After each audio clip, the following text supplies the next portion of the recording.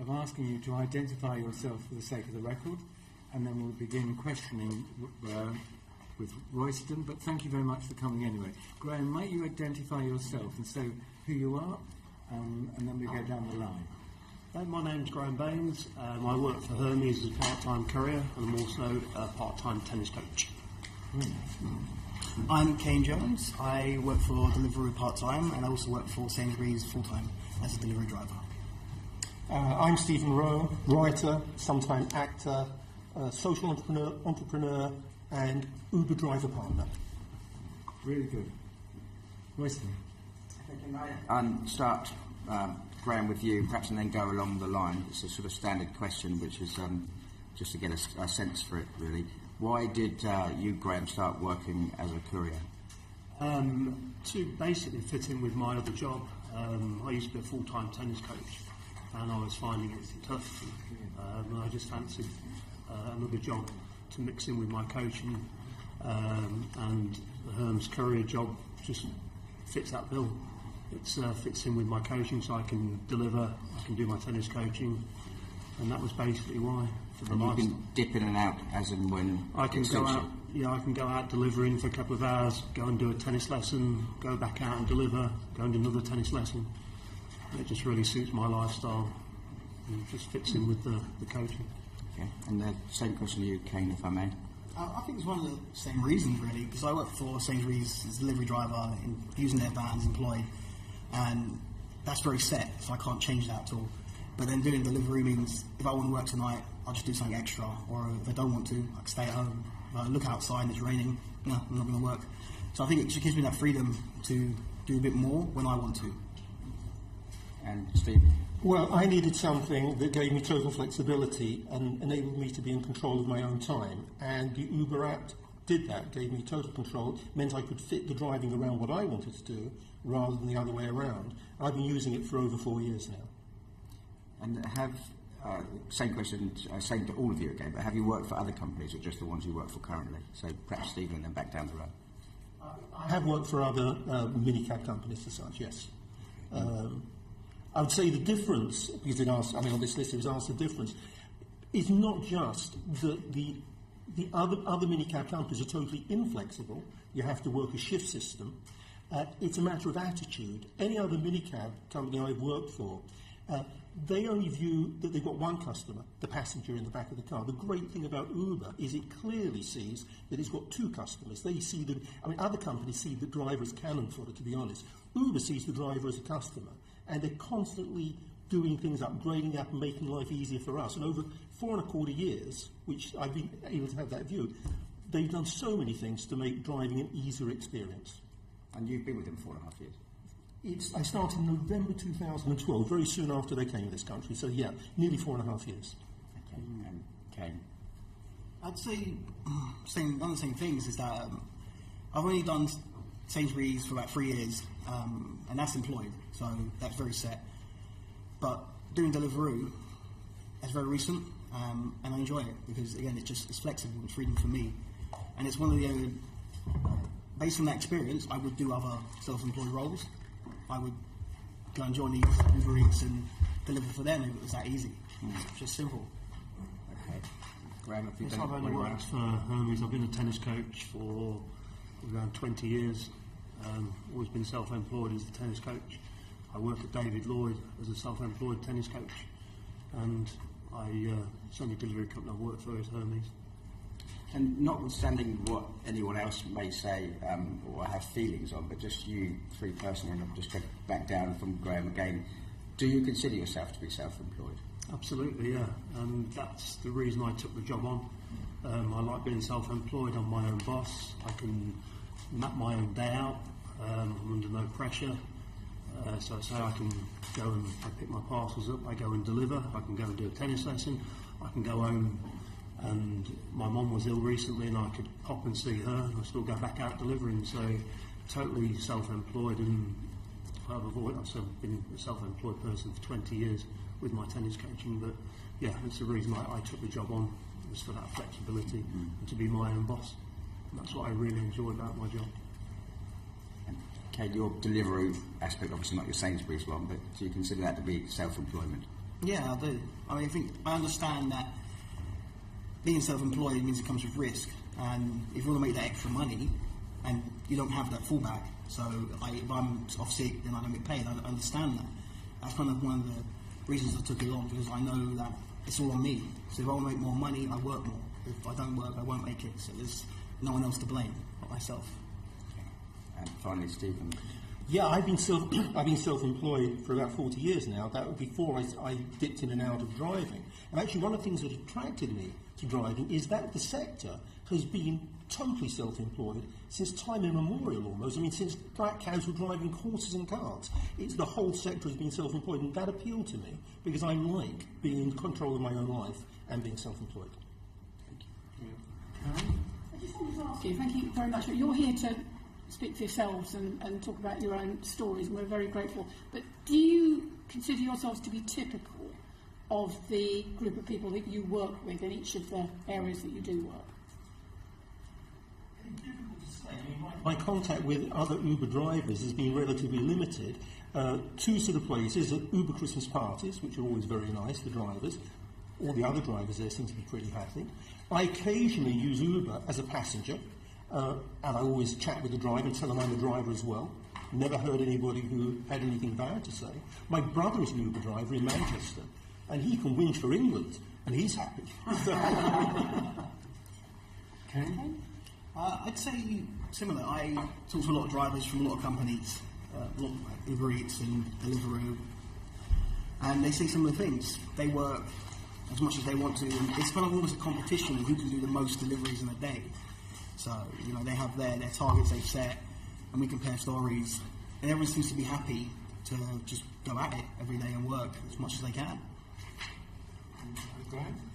Yeah, I mean, I come into contact with other couriers at the sub-depot, and there's some couriers that I've known. I've been doing the job now for 4 years, and the majority of the couriers that I come into contact with have been doing it for a long time, longer than me, and they all seem to be very happy.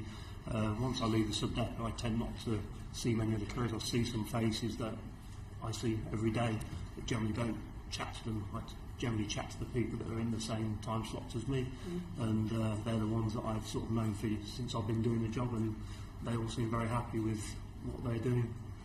One of the reasons I ask is that certainly in London, and sometimes that's different from other parts of the country, but a lot of the people working in the courier sector I know are in their late teens and early 20s, and again, I'm not asking you to speak for them, you can't, but whether their experience might be similar to yours.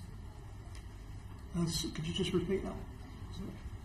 I was saying that in my experience in London, looking at the people I'm watching working particularly in the courier and Deliveroo area, a lot of them are young, in their late teens and early 20s, and that's one of the reasons I was wondering whether their experience would likely to be the same as yours. Okay, so the couriers that I generally mix with in my time are probably a little bit older than myself.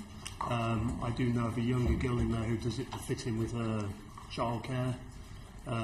So generally the ones I know are similar age to me and a bit older. You've all got sort of hybrid lives, particularly in the UK, and you've got a proper PAYE employment somewhere. Graham, you've got another self-employment, and Stephen, you do a bit of other things as well. So are you typical, do you think, of what most of your type of drivers are? They do other things as well, or do you think there are quite a few that just rely on Hermes or Deliveroo or Uber? Are there some that is all they do? I'd say, from what I meet, a lot of people mix the roles. They do a lot of different companies at the same time.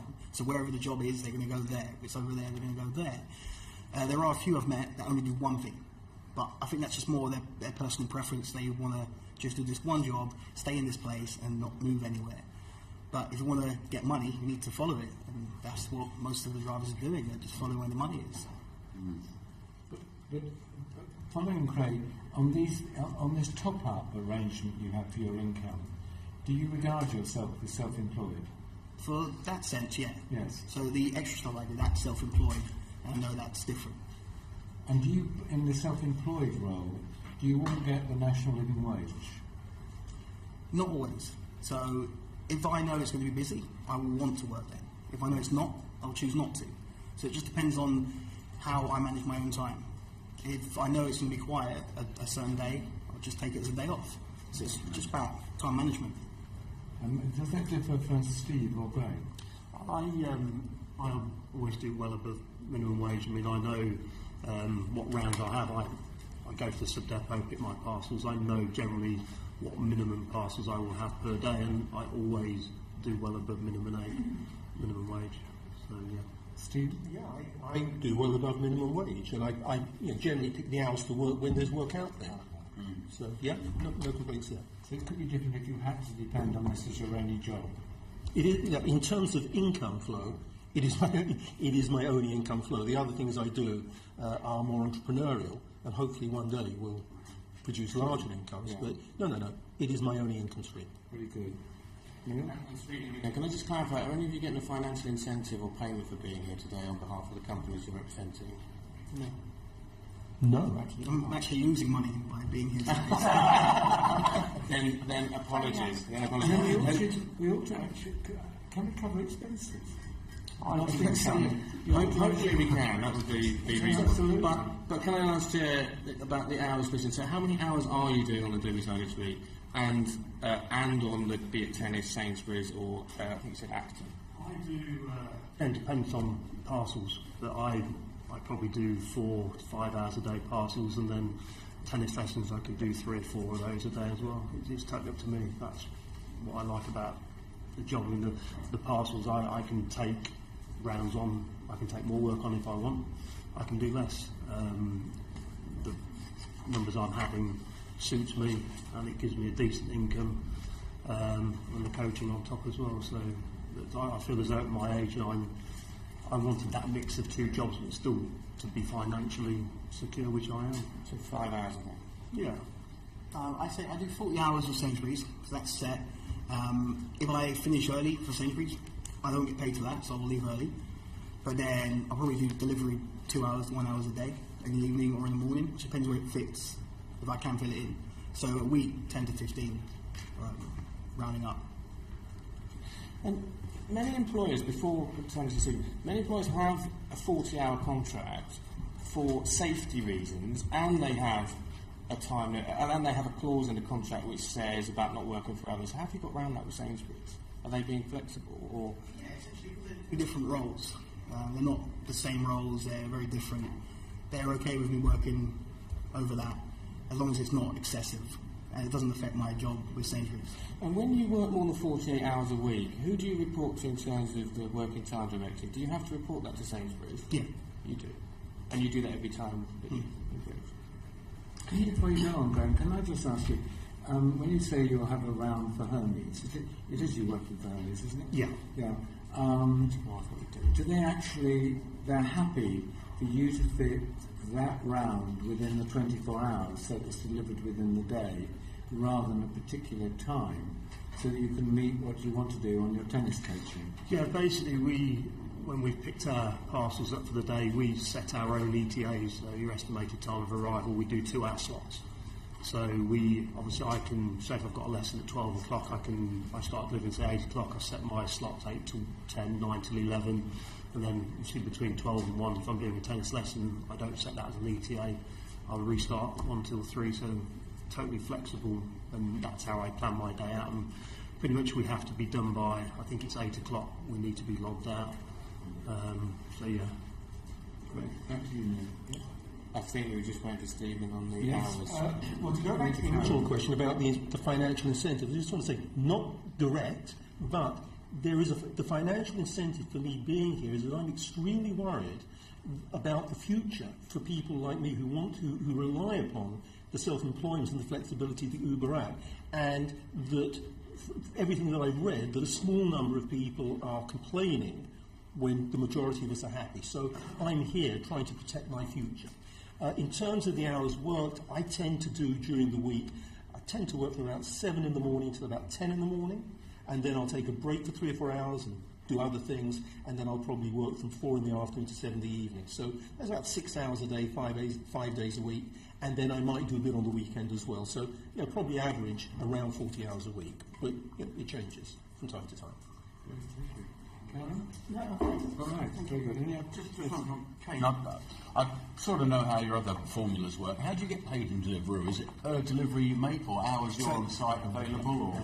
So they have a few different methods. A lot of their people they get paid per hourly and then a drop fee. I'm just drop fee. So every delivery I make, I get paid a certain amount, and that's set. So I know the more deliveries I can make, the more I can get paid, which increases my average for the night if I know it's busy. Yeah, I suppose you have the benefit as well. You get the odd tip, I would imagine, as well. Tips, sometimes, not very rare. Can I just ask your relationship with Job Centre Plus? Did you find your jobs yourselves, or were they advertised? And what help has tax credit or universal credit offered you, or none at all? So we'll start with Stephen. Let's start with Graham. Let's start with Stephen and go the other way. No, my involvement, the only time I've been sort of used Job Centre Plus was before I was involved with Uber, and that sort of followed a period where I'd been a full-time dad for 5 years because my wife became ill and died while our children were young. And when that was all finished, it was 2008, and it just wasn't very easy. So I was on benefits for 3 years until about 2011, when I started, or sort of 2011-12 is when I started with Uber. So my experience with Job Centre Plus predates. I heard about Uber from another driver. And so tax credits. And I just wondered whether that tax credits or universal credits form part of your lives. No, Not mine. One of the things there was, I've never been to Job Centre Plus to do with this. I met a person that told me about Deliveroo. I thought I'd try it. It was very straightforward to sign up. But tax credits, universal credits don't really play a part in my life. No Job Centre Plus or tax credits. Karen? And nobody's getting housing benefit, which is the benefit that is the one that's most likely to have to be re-evaluated with every change of hours. No. Sorry, yeah? Who else wants to come in? James? At one point you just made us, sorry Stephen, earlier, about wishing golf course completely. I just want to be absolutely clear, because we're talking about benefits here, obviously not necessarily just public benefits as in the benefit system. So in your opinion, the majority of people at Uber are happy with their situation and wouldn't want more security? My limited experience of meeting other drivers was that they were all happy and enjoyed having the flexibility that Uber offered, but it was a limited experience. Can you just remind me how many hours of driving you do, cabbying you do for Uber each week? Roughly on a weekly basis, about 40. Have you ever met any of those who would seek a different employment package from Uber? So I don't know how they could be. First of all, it's not employment. I don't understand how there could be a different employment package. Uber operate a service putting drivers in touch with riders. There's a court case to settle that distinction, but those who operate using Uber. Sorry, what's it? Have you ever come across anyone at the Christmas party or anywhere else? No. Because I always ask my Uber cabbie about it because it fascinates me, and I would say generally dissatisfied, but they accept the reality of the position they're in and the sort of guarantee of business. But I get no impression that they would be unwilling to have more security, to have paid time off or anything like that, given that they are. Well, then they should go and get a job with somebody which is a full-time employment. Simple. Well, I'm delighted that you're so satisfied. Well, I am. No further questions. A follow-up. If you were in an unfortunate circumstance to develop an illness or condition, in other areas of work, your employer would have more obligations. Do you not think some people might be entitled to that for fixed periods or holiday entitlements with someone who has so many operatives as Uber or others? As I said before, I don't see how that could possibly happen within the industry, within the way that Uber work. I mean, I just don't see, if you want that type of job security, you shouldn't be self-employed. You're okay with other taxpayers picking up the bill? Sorry? You're okay with other taxpayers picking up the bill? Other taxpayers? Picking up the bill? Well, I'm a taxpayer. Questions. And my apologies if this was, I was at a meeting for one, was slightly late. Are you all? Do any of you have any kind of exclusivity in a contract or anything like that to do this work just for the company that you mainly do it for? No. and Graham, but if you were ill, for example, you would get your pay, Kane, wouldn't you, from Sainsbury's? Yeah, So it's you've got always basic some pay time, coming in. Mm-hmm. Would that apply to you, Graham? I have income protection, Right. so I pay that as a separate policy to, if I'm ill and I can't work, then I pay into a policy that will pay out, and so I'm covered on that side. Steve? I just wanted to ask very quickly, would I be right to assume that what I'm hearing from all three of you is that the benefits for you in terms of the freedoms that you have over this kind of employment outweigh other potential benefits of contracted employment that has more constraints around it? Is that basically the trade-off that you're describing to us? Yes, absolutely. Essentially, yeah. I think one of the biggest things people talk about in employment is the pensions. But I know if I wanted a pension, I could just get one myself privately and pay into that with my own money. I don't need to have a business or a company doing that. I mean, luckily I still kept my private pension from one of my other jobs and just continue to pay into it, so that's still happening. But I wouldn't expect any self-employed kind of partnership with like Deliveroo to pay in for me, because I know that's my responsibility. The overwhelming thing I think I'm hearing, why I'm pursuing this, is because I can understand why some of my colleagues are asking about the benefits of other kinds of contracted employment, but it sounds to me as if you're putting a very high premium on freedom. And is that, am I right to hear that? Is that what you're telling me? I think with myself, yes, and I like to be able to have but I've got two jobs and I like that. I don't think I'd want to be tied. And yeah, I mean, you know, holidays, yeah, but what I do is I just put extra money away to cover if I want to take a holiday, so I'm fine like that, get cover for my work. But yeah, I love the freedom of being my own boss, and it just suits my lifestyle. Graham, all of you really, you've got income protection insurance, very wise. Glad to hear it. You probably, I'm guessing, if you've gone up to that sort of level of provision yourself, are you looking after your own pension provision as well? Yes, I have pensions. Perhaps making sure that your national insurance up to date, so that you will qualify for the state pension. Yeah, I have pensions. I have an accountant. Always have had an accountant who does my taxes every year. I pay national insurance and so my tax. Yeah. So you've made your own pension provision on Yes. top of state pension? Yeah. Yeah. So, Kane, you said you got an employment one from elsewhere. Are you putting any extra in? Yeah, so I had a pension from an old job, and when I left the job, I got the option to keep it, so I just continued to pay into it privately. So I still pay money into that every month, as I'm just using it as a private pension now. Okay. And Steve? No, it'll just be the state pension for me. Right, okay. So we touched on employment insurance, and that's, I think, most relevant. Well, possibly it's relevant for Stephen if you were how you provide for yourself if you're unable to work, but also other risks that are associated with employment. Vehicle, Kane, I don't know if you do your delivery on a on a scooter, or if something happened to that. I mean, how is that all covered in terms of insurance? You just make all those arrangements for yourself. Well, that's kind of the hard part with the insurance for scooters. If it does break down, it's on me. If it gets stolen, that's on me. There's nothing to fall back on. If I want a backup plan, I need to have my own one. So I have a backup plan if my scooter breaks, so I still can make the money while it's fixed. So I think it's just Stephen, with the vehicle.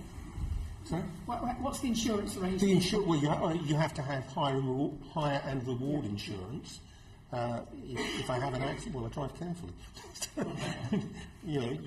I don't. And is that package standard for Uber, or do you just No. research It's that yourself? nothing to do with Uber. I mean, there's various providers in the market that do hire and reward, Yeah. which you have to have, along with your PCO license and stuff like that. But it doesn't provide a replacement vehicle in the case of a breakdown or an accident. So far, I've been okay. But that would just be your risk, and you know that. Yes, absolutely. Yeah.